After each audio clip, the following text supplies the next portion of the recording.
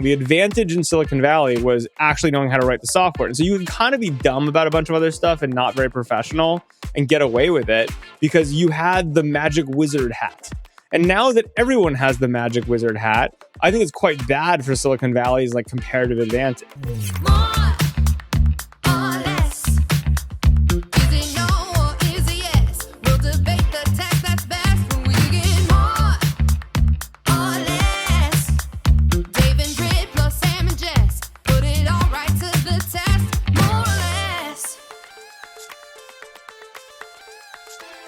Hi, everybody. Welcome to More or Less. How's everyone's week going? Hey, guys. Well, Dave and I are down in LA, coming to you live from the Upfront Summit, which is the pinnacle event of LPs and GPs across venture capital.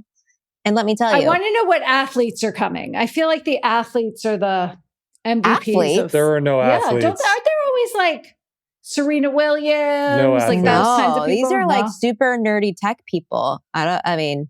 I don't think so. But I will say, if you ever wondered who listens to More or Less, it's these people. I got a lot of podcast love today from all the LPs and GPs. So that's our target audience, guys. And hopefully they'll listen on Friday once they're back from LA. Exciting. Okay, so Britt's got the LA report. What's going on in the pool house, Sam? Well, I'm brought to you today by Miller's Craft Meats. Miller's Craft Meats. No, but your t-shirt looks like a Taylor Swift t-shirt. It's not. It's a hot dog shirt. The hot dog revolution has begun. What is the hot dog revolution? And is this a weird innuendo to something sexual? Oh, that's a great way to sell hot dogs. I hadn't thought about that. No, this is Uncle Breakfast Company. Steve Bookbinder has got a new meats company. I'm a proud meat investor. You know, AI is taking all of the software margins to zero, so now we do meat. Wow. You know, because the AI can't disrupt meat. Well, true, except for it can, because I got pitched on a very cool company yesterday.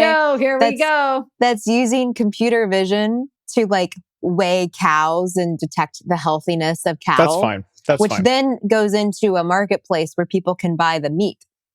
And so AI can help sell meat. It's fine. I was pitched years ago on a company that would kill fish with AI more efficiently so that they wouldn't get poisoned. You kill an animal, right? And it feels adrenaline. It fucks up the meat. So and it turns out it's like quite difficult to like kill fish quickly, like factory farm fish. And so the meat always gets fucked up. So these guys have an AI, a fish killing AI. So these things are happening. Can you check back in on that one? How's it doing? Yeah. I'm sure probably pretty well, honestly. But it's like, I don't know. It's the fish killing AI. Like put the fish in like a little tube and the AI would figure out where the brain is and then poke it. Kill it with one shot. Why can't we do this to kill like the bad fish that we don't want near our shorelines, like the sharks? Well, you have to put them in like a tube first. It was like they like put them in a tube and they shot a nail through its head. We can put sharks in a tube. Sharks in a tube? You don't need to do that. Honestly, if you let people like just kill sharks, people would love that shit. It's just more of a policy thing. I mean, I think they do in some parts of the world. And then there's the whole documentary about why we shouldn't kill sharks because it ruins the ecosystem, blah, blah, blah. But that's like shark propaganda. We can get rid of the sharks. I don't have an issue. Sorry. That's what I thought. I was like, I know Jess wouldn't care because she could surf more. Yeah, this would be fine. I don't know that we could. I mean, sharks have been around way longer than we have. I feel like they would find a way. The sharks always find a way. I'm not going to fuck around with a shark. That's all I'm saying. At some point, we're going to figure out how to translate shark language, and the sharks are going to be like, what have you guys been doing? It's true. They're their ancient overlords. I kind of feel like sharks don't have language. They're just silent killers of the sea. That's their only language is killing. I will say this. A shark versus AI summer Hollywood movie would be amazing. Oh, it's like Jaws 3.0. It's like during Shark Week. There's some scenario where like an AI has been told to kill all the sharks. And like the entire movie is an epic battle between like robots and sharks. And like I could just imagine that being a great movie. Okay. Well, that's a good side project. So here's what we're going to talk about today, everybody. We're going to talk about the Upfront Summit. I need a little more color. The LPs. How are the LPs doing? It's been a big week of headlines. We've got some doomsday reports out that have the markets particularly spooked. They're not reports. They're just like philosophy pieces. Sure. Philosophy pieces. Narrative precedes all else. Everything is narrative. People who only care about narratives anyway. Yes. Sometimes I read the agenda and then we circle back. Yes. So that's what we're doing. I think we should check in on the cryptos and if they're okay. Then we've got some AI earnings. Everybody loves some AI earnings. And then, of course, we have to check on all our bots and see how we're doing. But we're going to save the bots for the end, guys. Guys, I'm totally back on Claude. Claude is where I'm bad again. Okay, that's Sorry, the Dave. preview. But first, we have to congratulate the victor, Mr. Dave Morin, who bested Mr. Sam Lessin by how many seconds in the ski race? A second. How many seconds? But that's a lot. 1 second. But he crashed through the finish, which slowed him down. So it would have been 2 seconds. Oh, that's not true. I mean, I think both of you were crashing left and right. But let's hear from the athletes. You know, over here, placed fourth in the women. Weren't that many women, so we don't need to talk about me. I didn't even try because I didn't want to just put myself up there. Next year. Dave, what is it like to once again have the top honor? Well, it's nice to still have it, I guess. And it's always good to do a ski race. I'm nursing bruises and dealing with gait bruises, which is, I guess, that's what I do this time of year every year. You need the pads. Happy to still have it. He wears the pads. He goes so hard that he bruises through I had pads. pads, but I don't know. Those gates were actually pretty soft, Dave. Those are not hard gates.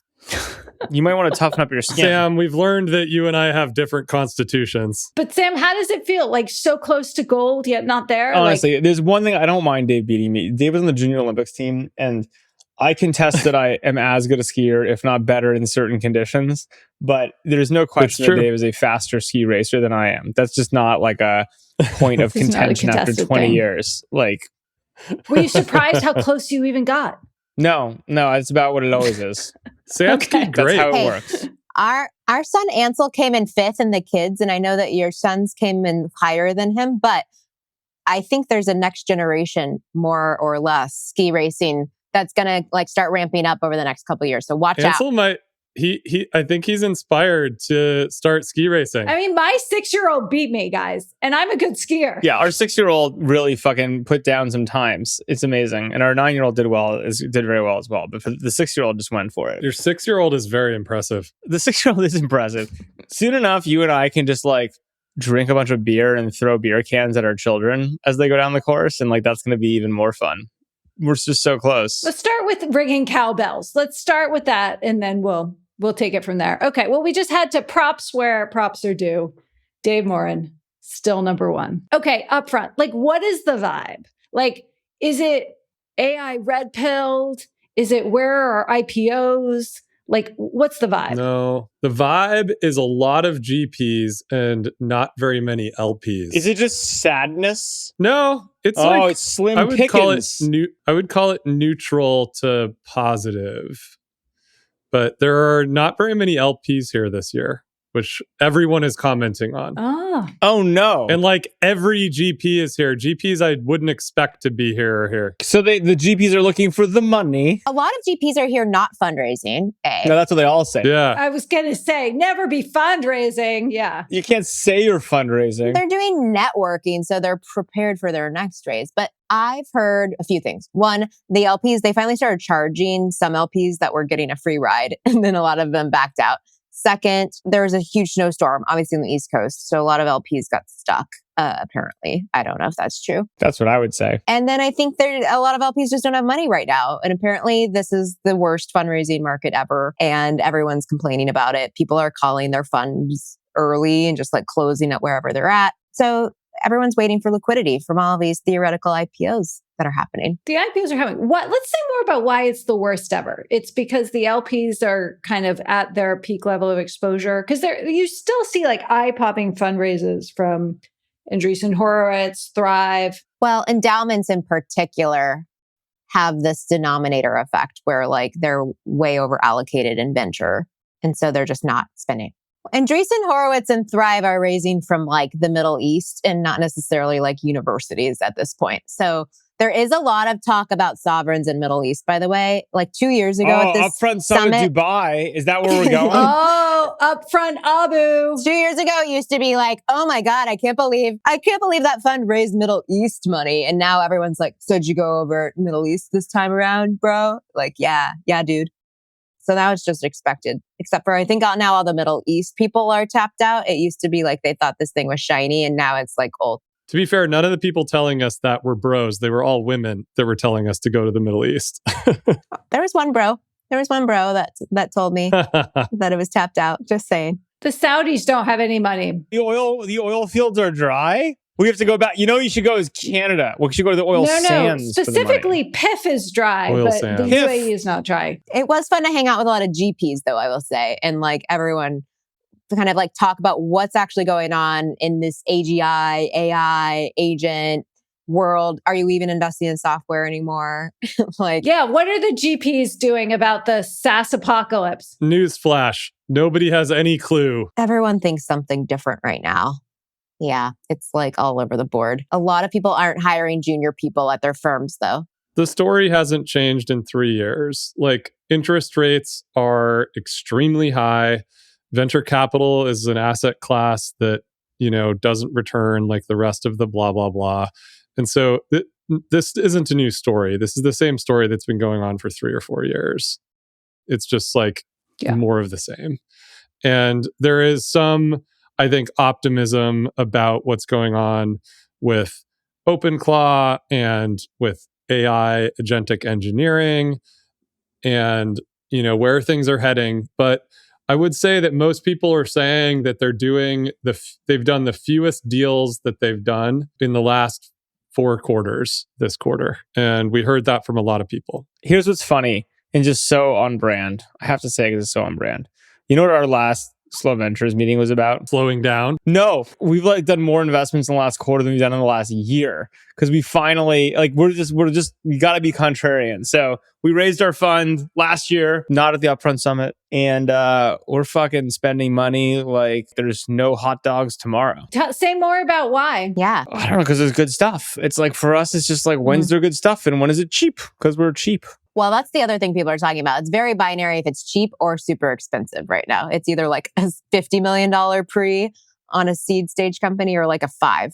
And there's not a lot of in between. Guys, I've done two and a half posts in the last 8 months. I'm very proud of myself. So where are the bargains in You venture? post things on Twitter. I see, yes. People respond to you with their business plans. You pick the ones that are good and you fund those. But it's all about the Twitter post to idea to shit posting company cycle.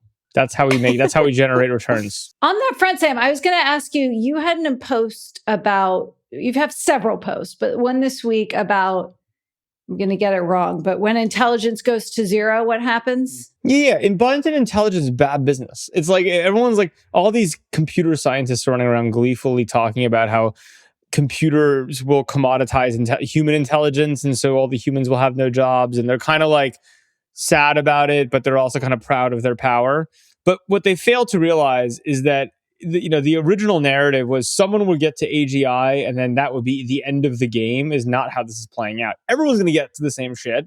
It's all commodity. It's all going to get priced to the cost of energy, and it's all worthless, because if things are abundant, then they have no value. So I'm just like, guys, if you really believe that we're moving towards a world of abundant machine matrix multiplication intelligence, y'all in the pretty bad business. Being hard is not a moat anymore.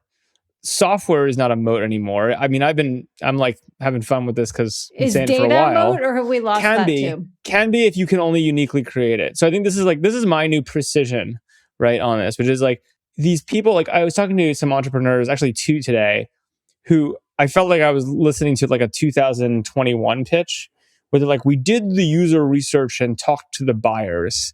And the problem the buyers have is blah, blah, blah, blah, blah. So we were building software to address the buyer need. And I'm like, what universe are you living in, right? Like, if you believe that the tendency is to like all this shit is like commodity software that can be cranked out, which is the direction we're in. I'm not saying we're there yet, but we're in that direction. You can't build a business doing a thing a buyer thinks they want right now just because it's like, and it's just software. It has to be that you're doing something where you write software, right? And you basically give it away, right? Or it's like basically or free. You don't bank on the software, but you use it to build some sort of durable compounding data asset or trust asset or marketplace asset where like they have to keep using you because you're fundamentally structurally better at something that's defensible, right? Where you have a compounding advantage. But this idea, like anyone who believes that they can build a business because something is hard right now, as opposed to because there's some compounding inherent advantage to it that's not going to be attackable, is like cray cray. Okay. We have a company in our portfolio called Polsia that a week ago had like 100K ARR. It's a new company. And It's pronounced R. I actually was thinking of bringing Ben on the podcast because it's been so fun to watch him. We need some guests, by the way, guys. I mean, I love you all, but like, we need some guests. Ben Lear was really pissed we haven't asked him back yet. Again, we got some good people from Upfront Summit that want to be our guest. It's like because they need to raise money. Be our guest. Be our guest. Well, he didn't even need to raise money. Okay, so Polsia.com/live is this like... I don't like live, that name. It's AI's... Okay. Oh, can I say it, Dave? No. Yes. Share with the public. Transparency. Don't give it away. Break some news. Why? I think it's funny. Don't give it away. Just think about words you can make with Polsia. That's all. I'll leave it with that. Dear Keep listeners. telling the story. That sounds like a female body part to me. Just gonna say. Okay, so it is showing it. This founder is a sole founder. He has no team. He just booted up all these agents to build this business. And if you go to polsia.com/live, it's the agents running the business in real time, showing you everything they're doing. And this company has gone from like 100K ARR to like 700K ARR in like less than a week right now. And it's like, you can see the graph on the dashboard page. Are they doing a good job running the business? Is the business making more money than before? Yeah.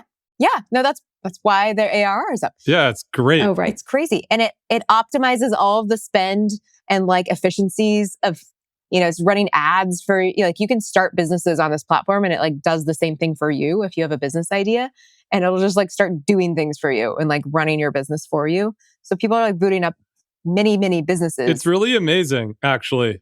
So if you want to start a small business, you can use Polsia. It'll do research, help you do naming. But guys, these businesses aren't going to need capital from you VCs. Yeah, it doesn't need any capital from you. We're not saying that they need capital from VCs. I'm just saying it's an example of like this agentic universe exploding right now. And people like, I think the Tale of Two Cities, as we've been talking about for a while. I'm going to make a business called Polsia Clone that just takes whatever Polsia figures out and just re-implements it and gives me the ARR, right? And lets them burn all the tokens figuring it out. I mean, there's a tendency towards zero, right? Like there's no margin in this. I don't know, man. Like Polsia took this guy quite a while to develop. This isn't something that was just vibe coded in a week. Like he's been building this system for over a year. I believe that. I totally believe that, Dave, and it's with respect to a founder I have never met. Sam, this was a founder. We backed it slow. I've worked with this founder several times before. He's extremely talented. He's from Paris. I'm sure it's all true, and this is not to knock him personally, but from a pure first principles perspective, it's like anything. It's like blazing the trail is much harder than following, right? It always is. So like someone shows you the roadmap, you can kind of get there faster and cheaper. And so I just wonder to what degree with any of these businesses that people can boot in a box or whatever. It's like, even if you think about it as like a token spend, it's like if you spend 100,000 tokens to figure it out and I can spend 10,000 tokens to clone it, right? I'm not saying that it never works, but I'm saying like that's kind of how market efficiencies work. And the more the bots are in the game and can do it dynamically, it'll just collapse margins so quickly, is my sense. Well, this raises a question I had, which is, are businesses just going to operate in secret more because of this? And how, like, it's a pretty cynical take. No, it's actually how capitalism works. It's like the whole point of capitalism is to collapse margins. In an economics book, like it's not always true that it's that efficient, Sam. And it's definitely not. It's 100%. But I would say that the whole point of the bots and this whole world speeding up and the fact that like things that were hard become easy to like brute force, that is actually what the whole story is right now, is like actually capitalism it's like a black hole. It's gotten so good, it's outmoding itself, right? Which is like you compete everything to the marginal dollar much more quickly because bots can do it and never sleep versus humans doing it. There's always going to be exceptions, right? But I'm just saying, broadly speaking, I think that's a lot of what we're seeing is that margins just compress so fast, right? It's kind of the same story with these models and like Open Router versus Claude Code. It's like versus even like Claudebot. It's like you sit there and it might be that someone had an advantage for 6 months, that gets eroded to 3. I sit there and just flip the models on OpenRouter whenever I feel like it for the cheapest, most efficient thing, and there's just no margin to be had in any of it. I mean, at no point in human history where a new technology came along that made us more productive, were we less productive, right? Like, it's always been the case that more things happen. I mean, if you look at the numbers, like there was an FT piece, I think it was this morning, new website creation is up 40% year over year. New iOS apps are up 50%. GitHub pushes are up 35% in the US, 30% in the UK. These metrics were flat for years before late 2024. And we're now seeing like jumps in the production of all kinds of different software, like across the board. Like the spark lines are all going parabolic.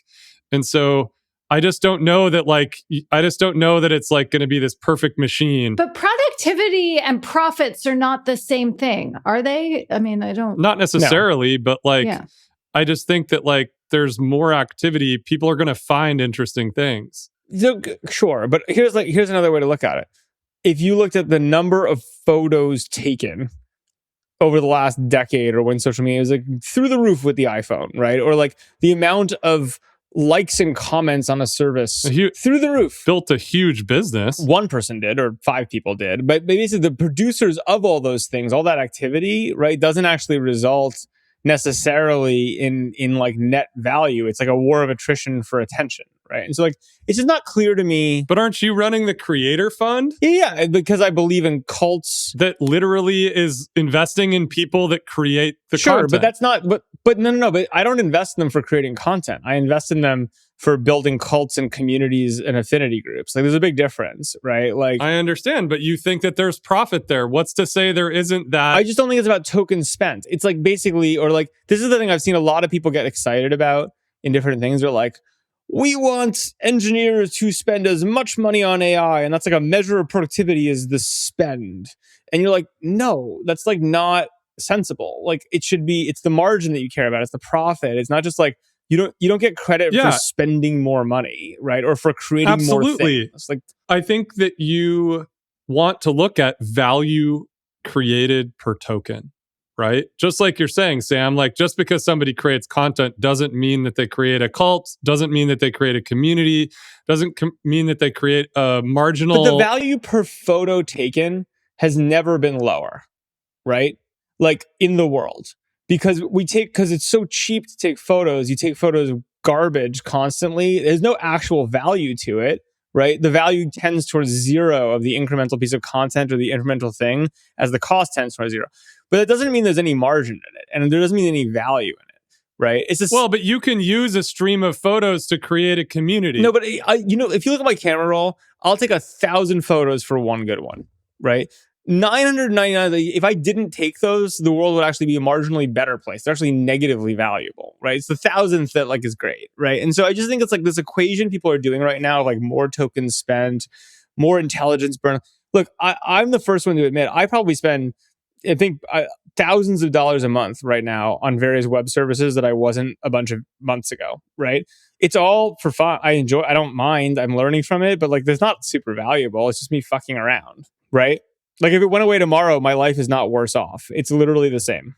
Yeah, but Sam, I think to your creator fund thesis, like all the streams of digital creation that have come about because of the rise of the internet have resulted in people being able to create new kinds of value in new configurations and new communities that otherwise, maybe they would have existed because there's a magazine on the shelf in the airport and everybody who flies planes or loves cars or whatever finds each other. But I think that there's people who are making vastly more profitable businesses serving these niche interests because of what you can do with the internet. And I would argue that the same thing is going to be possible with this new type of software creation. Like you're going to be able to create businesses that are interesting, and there's going to be a Cambrian explosion of them. And we don't know what they're going to look like, but they're going to come from streams of tokens that people are using to, build new things. I think there's something to just keep in mind, though, is like, look, on the flip side, the first thing that comes to mind is the great old, like, Henry Ford quote, which you can have a Model T in any color you want so long as it's black, right? We went through a phase where like you could have colors and a lot of colors. Did it make people fundamentally better off? Like probably not. It's where the market drew you, right? But like I don't think it like matters, right? Like from like a big picture perspective. The analogy I would give on the creator fund is like, look, I 100% believe, obviously, put a lot of money where our mouth is and whatever, that we're in this era where people are fleeing to the margins of these like cult communities with deep super interest in different areas. And that becomes their like points of affinity. Does that make us better off? Like, no, I think what's happened is like basically we lost the ability to be the best basketball player in our town or to have meaning, or if you're the car dealer to feel really good about being the rich guy in town because you want to use car dealership. Like the globalization, the internet blew away all that and made people super sad because they realize they're not the best basketball player. They're not the richest. They have no role in their town. AI is only going to accelerate that because people's sense of meaning goes away. So the market draws us towards cults and community, right? In these extremes and weird shit in order to like create a sense of purpose and meaning. Like that's all for sure happening, right? Like flat earth makes 100% sense. But like, I don't know that there's any like deep value to that. It's kind of just shifting it around. I think their sense of meaning is going to go up. I think our sense of meaning is cratering right now. And so relative to where we are today, yes. I don't know, man. I think people's sense of meaning has never been worse. I want to just take stock of where everyone's positions are. We're debating, for those who might remember, what's going to happen to capitalism in an AI era. Sam thinks it goes to zero because things commoditize. And Dave makes the point that productivity has always been coupled with greater business growth over time, or new technologies, right? Am I summarizing that correctly? Well, I don't think capitalism goes to zero. Yes. I think capitalism does exactly Yes. what capitalism does, which is wring all the margin out of everything and make goods as cheap as possible, right? So who makes money in that world, Sam? That's the problem, right? Is that if capitalism works perfectly, no one makes money. Like that's the irony of capitalism, right? Is that like capitalism, But it doesn't work perfectly, but Sam. it's working a hell of a lot better than it did. There are always bottlenecks, but people who build things that help with the bottlenecks make money. Well, but Sam's point is if AI takes all the inefficiency out of the system, the inefficiency is where the money's made. It's not going to happen. Or does the money just go to the few instead of... Yes, I think Brit's got it. Which is what happens is, and again, I'm not like, this is not a value judgment, this is a statement of fact, is that if you own something that is fundamentally valuable and compounding, you're going to do great, right? If you own scarce assets that are not digitizable or replaceable, you're going to do great. But if it used to be, hey, you had some baseline value as a human, as a male, which is you could drive a railroad spike. That was like super good. That was a lot of confidence in that. People felt really good about the fact they had fundamental value. That's gone. Now it's just not that complicated. With like white collar work, most of it gets blown away, right? And when that gets blown away, that means that the few compound really nicely, and they're going to do great. Great time to own assets. Great time to like be in that advantageous position. But the ladder's gone, and the value doesn't get shared, which is how you're going to end up with revolutions. Because this isn't even I think even avant-garde to say anymore. It's like, look, the people need a sense of purpose and meaning and security and safety in the value they can drive in the society, and unfortunately, there's no question that AI is just sucking that out of the system for most people. Okay, Dave, give us a response and then we're moving on. We've talked about this before. There are 4 million iOS engineers in the world. There are around 6 million Android engineers. And there's something on the order of 3 to 4 billion users of software in the world. And so another narrative is that everyone has been stuck using the software created by the few, and that people have not had their own agency over how they create and therefore consume software. And that really what is happening right now is that AI, at least over the next couple of years, is going to make it much easier for way more people to create their own software, share their own software with the people around them, and maybe even millions of people, not necessarily billions. But I just think even if you only call it a 3x improvement, like let's say it's going to be 30 million people creating software for the 3 billion, like that's going to be a massive amount of value created and a whole bunch of people that feel like they have new purpose and new agency in creating software for each other. But I just don't think software is valuable. like I like I think we have to be specific about what kind of value, Dave. Like, I'm trying to think of an example. Like, you could be entertained and that's value, but make $0, right? There's something that actually helps build a business that has different kind of value. There's something that has like social capital, which has a different kind of value. Well, some software is still going to be valuable, to your point earlier, Sam, and what we've talked but about. like what? Britt, I actually think this is an interesting question. What software? Forget ecosystem, forget network effect, forget data. What software is possibly going to be valuable? Is even valuable now? No, but I mean software coupled with like a data asset, like a marketplace, like a social graph. That's the key question, Britt, honestly, is assume that software is just like always disposable. All you're ever doing, really. This is a really nuanced point. But no, I think this is an important point. Like there's been a world for a long time where literally just doing the brute force of writing a bunch of software was in and of itself a defensible position. You're like, I wrote a lot of software, and because I wrote a lot of software, and I'm not actually trying to argue. So that's gonna go. That's gone, right? So like there's ecosystems you can build or trust you can build with software as an initial on-ramp to it. The problem is that when anyone can write all the same software super fucking fast, like instantly or very close to it, it's going to be very, very hard to compound new versions that way. Because anything that starts working, 6 other people are going to instantly be able to do or just do themselves. So like it's very hard to use software as an on-ramp into a new... It's not impossible. I actually think we've invested in some businesses that are doing this nicely, but it's very, very vanishingly hard to do. So it's just an interesting problem because like, yeah, I agree. Like I've committed more lines of code this month than I did last summer with Cursor. I committed more lines of code with Cursor than I did by hand the year before. There's more diffs being pushed, sure.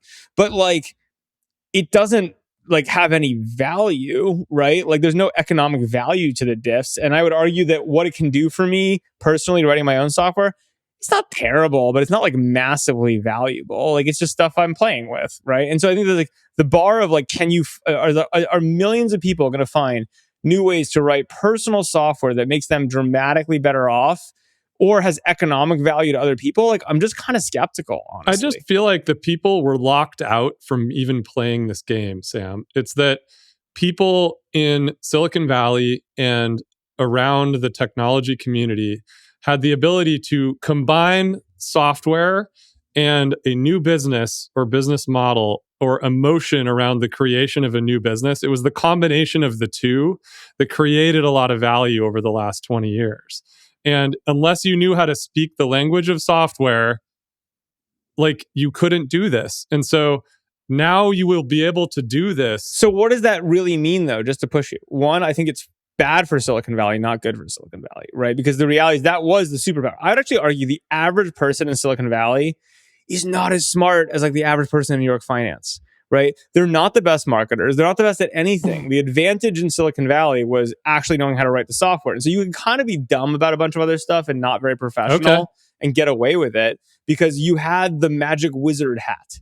And now that everyone has the magic wizard hat, I think it's quite bad for Silicon Valley's like comparative advantage, right? Like that's just like, I think going to happen. And then 2, the question is, when you give everyone the magic wizard software to make shit, are they going to make shit that's like dramatically better than like what they already do that change? And I'm just like more skeptical than that. I think it'll happen. Like certain things, maybe what happens is like stuff like terrible EHRs that have been impossible to replace. Like EHRs are a great example of a business, like electronic health record systems. Like why are they so shitty?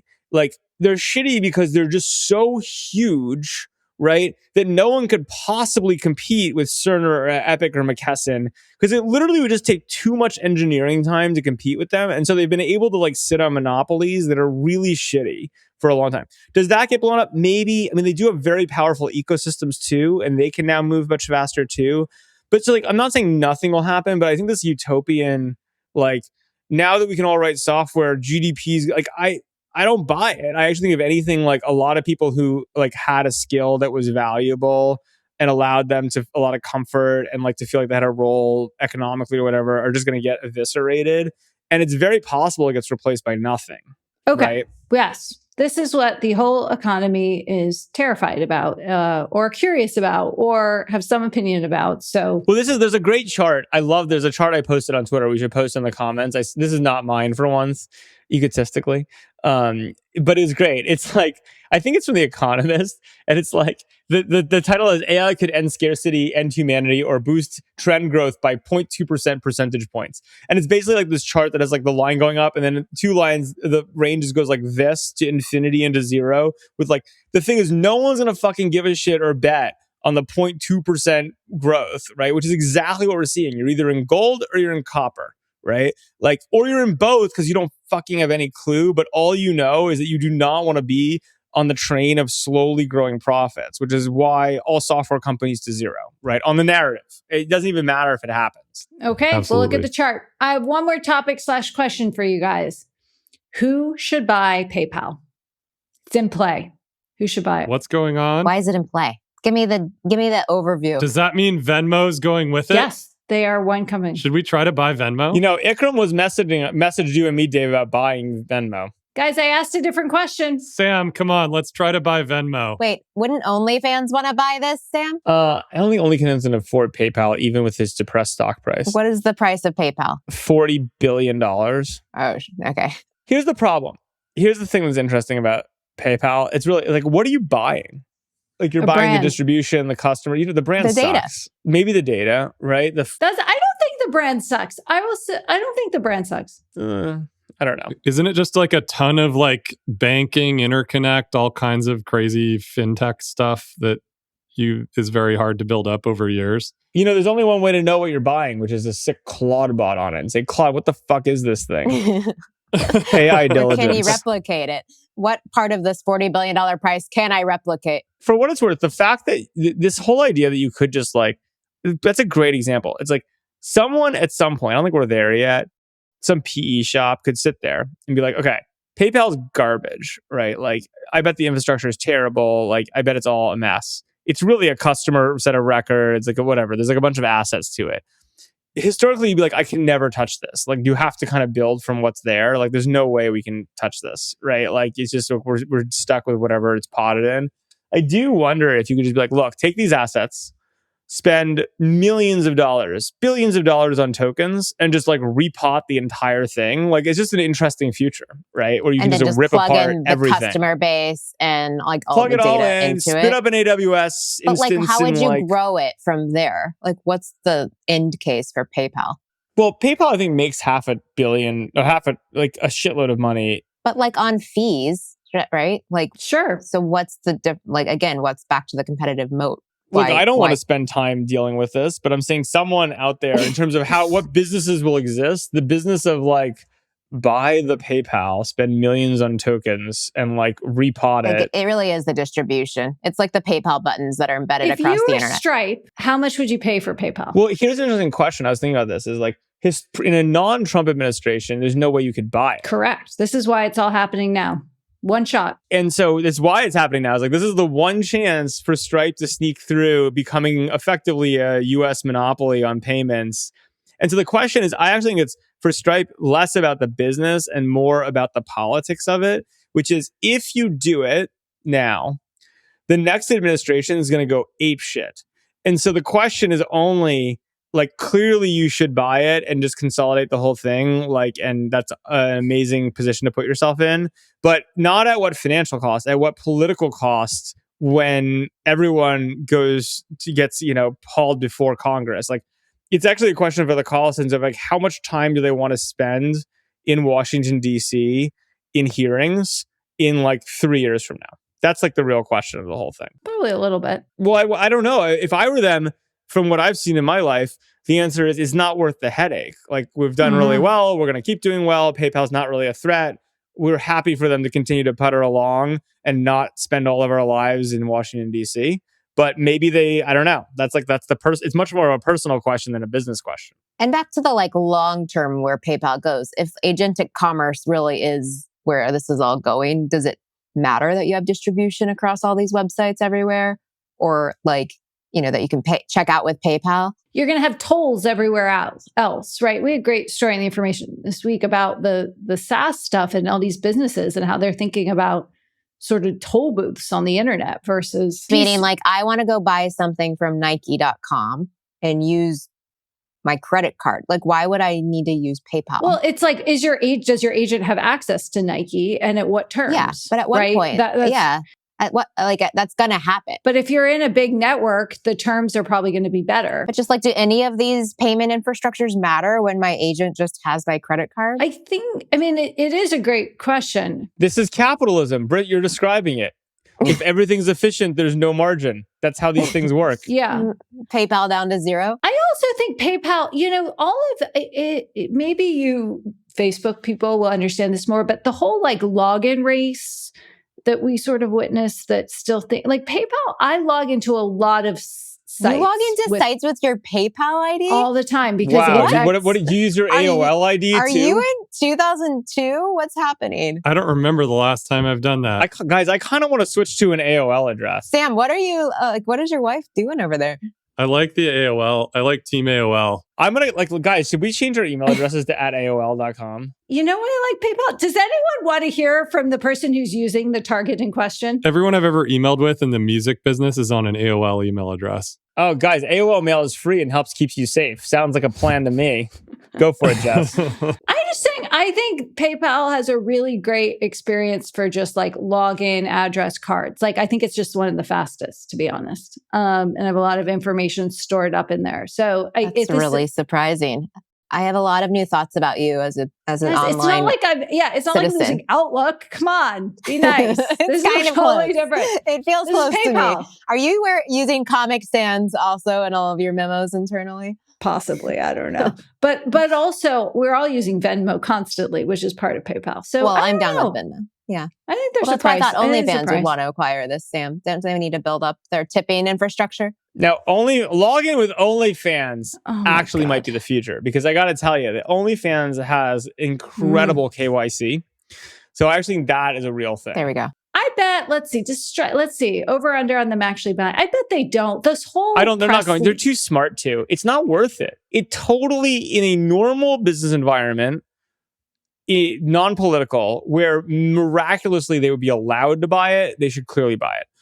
In a world where you're going to be able to buy it because Trump is president, but it's clearly going to get scrutinized like you wouldn't believe, and you're going to get a colonoscopy for the next 10 years if you do it. Why would you screw up like you're in a great position? Why would you mess with that? Because your VP of policy testifies, not you. Oh, that is not how it works on something like that, and you know it. I mean, you show up for one session, but I don't know. I mean, I will say my spidey sense of why it won't happen is just it's the nature of the leaks have been like trial balloons galore. You can just tell like how these stories get out there. And this has been one, like someone has like put their finger up to the wind to figure out which way it's going. So that makes me a little more dismissive of it, but I don't know, a non-agentic story that we turned into an agentic story. I have a fun fact for you guys. So The Information recently published the list of all the people working, not all the people, but some of the top people working on what we now know is OpenAI smart speaker. Hello.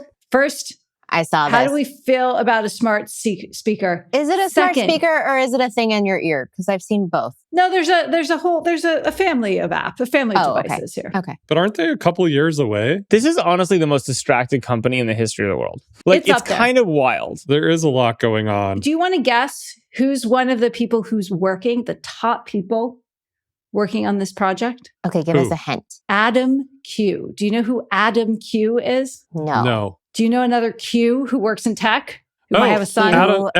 Eddie's son. Eddie's son. Oh. I do know Adam. Adam's great, actually. I met Adam when he was younger. He's on this project. Oh, that's cool. So anyway, we've got That's a weird family house dinner. Divided. A house divided. That's an awkward Thanksgiving. There we go. You can now reach me at samwlesson@aol.com. And so please send any feedback there. There's a lot of ads in this thing. Can you get into it with Pop 3? Oh man, I used to love Pop 3. Speaking of AOL, also what device do you think is way up in sales this year from the early 2000s? From the early 2000s? Early 2000s, there's a single device that all Gen Z people are trying to buy now. It's almost like the flip phone. It's not a phone, not a Walkman. No, you're getting closer though. You're getting warmer. You're getting a warmer. mini disc A digital player. camera? You know, no, ready? It's the iPod original OG with the click wheel. People are all over eBay Honestly, buying this thing. Guys, you guys know that I hate Apple, but Apple's lack of CapEx has made me start liking them because it's You just don't so hate great. Where they're like, fuck you, no CapEx. It's amazing. If You're Apple- probably one of Apple's top, I don't know what the metric is, but you are a top customer of Apple. You do not hate Apple. To be clear, I literally just came from the Apple store to buy another laptop. I'm starting to buy $100,000 of Apple devices here. I just don't like it. Why? Why do you need so many laptops? I was actually trying to explain this to my son because he said, Sam's son has a MacBook. And I'm like, that's because Sam buys a new MacBook every month. Well, this one actually is for another one of my sons. But yes, the point is, my ratio of hatred of Apple. No, what would it be? Hatred's Devices strong, purchased. just sort of Devices purchased divided by hate is off the charts. But I love So their I think CapEx. they're coming out ahead in this It's fine. battle. It's to be fine. clear. They're Okay. definitely It's fine. coming out ahead. I absolutely love their fuck you CapEx spend. It makes me very happy. The only thing that would make me love them more, and actually might turn me, is if they do a big product announcement to reintroduce the 2001 iPod with the click wheel and just go all the way back and be like, yeah, you enjoy your agents. We're releasing a click wheel and we're going to make more money Just than go you. full analog. Yeah.